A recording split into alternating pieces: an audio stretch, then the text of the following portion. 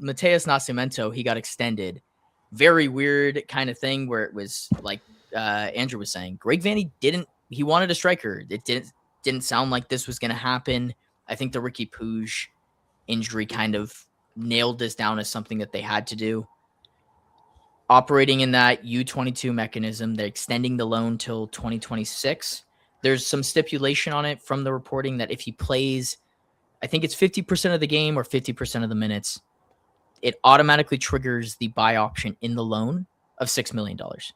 So we're sitting at the halfway point, being that World Cup time, and then the break. So the Galaxy essentially extended this loan until the summer of 2026. And if he balls out, he is your striker and you pay the $6 million, or you don't let him play the 50%. You have him rot for the rest of 2026 after the World Cup, and you go pick somebody up. And so that's where we're at. Mila, you've been very high on Nascimento. I think we all have. But where do you kind of sit with this particular contract and everything that's going on there? Yeah, I think we've talked plenty on the podcast about what potential Nascimento could have and what he can offer to a Vanney system and how he fits, and it's all fine and dandy. But I don't know, my skin crawled a little bit when you said that we might just leave him there to rot, because we were just talking about a 10 mainly as that Puig fill-in for that DP spot. That means we have Ramirez as the really the only striker in the squad. We could move Paintsill out there. We don't have much depth out wide still. So it's super scary to me that is a possibility, that we're just going to not really be positive or just sure that we want to spend the money on him, and then just have to deal with the consequences of our squad building after that, at least until we can go get that player. I'm just worried if we spend the DP and the 10, I guess they could push Royce up. That would be the other option I could see. But that spooks me, especially with the talent that he has. Yeah. Felt like something they had to do with the injury, just because you're running out of time to fill spots. Brooks, when it comes to international players, right, you've scouted guys and you know how young talent works. This is a young player that hasn't played a ton of minutes for any team, let alone he just got his major chunk of minutes for the Galaxy. Is there anything in particular that you look at when you're looking at a guy like Nascimento for the Galaxy where you're like, this is the guy that either has it or doesn't in the 9 position? Is there a specific mold that you look at?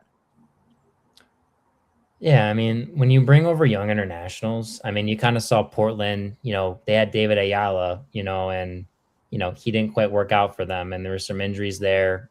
Miami buying for $2 million. Portland's happy to get that off the books and to move on from him. But, you see a lot of clubs try with these young players, and Atlanta United's been successful with that. They brought in some young guys, sold them, Amarone, Thiago Almada, even though his club and the allegations there of, the money troubles they're having and all that stuff and whatnot. But when you identify a young international, like I tell everyone all the time, it doesn't matter if they come here and play pro soccer or college soccer or whatever, it's a transition. Like they don't understand we have all these different time zones and all this different stuff, and it's rough on the body and a different culture. And especially if these young lads away from home, only being 21 for the first time and adjusting, and, lifestyle is important. Like you need to put them around guys that are going to be there for them and be a mentor. And, some guys attach to that, and they really attach to the older leadership players, or someone takes the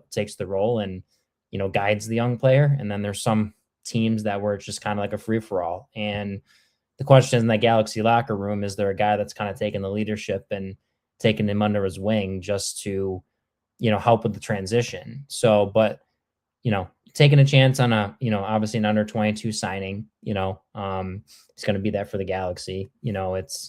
It's not a bad look, but it's always a risk, right? But like Andrew said, they're really doing their scouting. They're trying to identify players. Now they're starting to pick that up and find players to get, whether that's in the summer or now. But, I'm like, listen, he played Listen, you got 22 games played, 13 starts, over 1,000 minutes, 4 goals and 3 assists. I mean, that's not too bad for a 21, for a young guy, especially when everything just went wrong last year for the Galaxy. Mm. So put players around him and let's see what he can do. And then maybe he can give you something in this season for 2026. Yeah, I have no idea how I feel confident in Nascimento as a player. I think his technical skill is very high.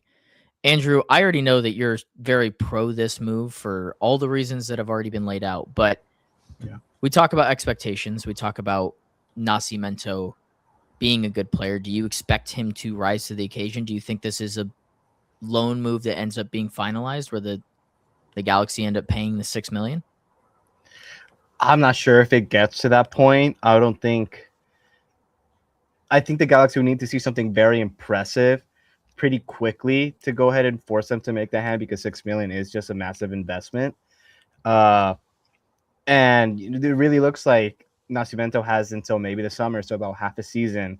And when you're looking at a compressed timeline and you need some pretty impressive production to justify a pretty impressive fee, it's like it just feels like it's going to be crunch time for him. But I think when you talk about expectations, they might have changed from a Galaxy perspective as well with the news. There were those quotes of Greg Vanney wanting other types of players, but when I spoke with Nascimento for the first time and asked him about how he felt like he was fitting in the system, it's the same thing we've mentioned a little bit, that he feels like he's a Greg Vanney player, a Greg Vanney 9. And I think that's why the team brought him there. The scouting recruitment targeted him as someone who would fit a Greg Vanney mold, and that's why he's there. So in my mind, in my theory, one of many theories like we've already talked about, but it's that this loan extension was always the goal for the Galaxy. They probably wanted to see at least 6 months of Nascimento with Riqui Puig behind him, because like we talked about in Talking Galaxy on Tuesday, I do feel that they have pretty similar ideas on how football is played, the give and go idea, kind of a joga bonito. When you think about how, I love to say this, but how Dejan Joveljic used to contribute in the build-up in his first couple of seasons, it wasn't very nice. Whereas you see Nascimento, that's probably one of his strongest attributes, his football IQ, contributing in the build-up.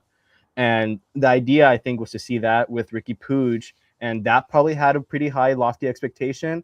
But suddenly you remove kind of the catalyst in that equation.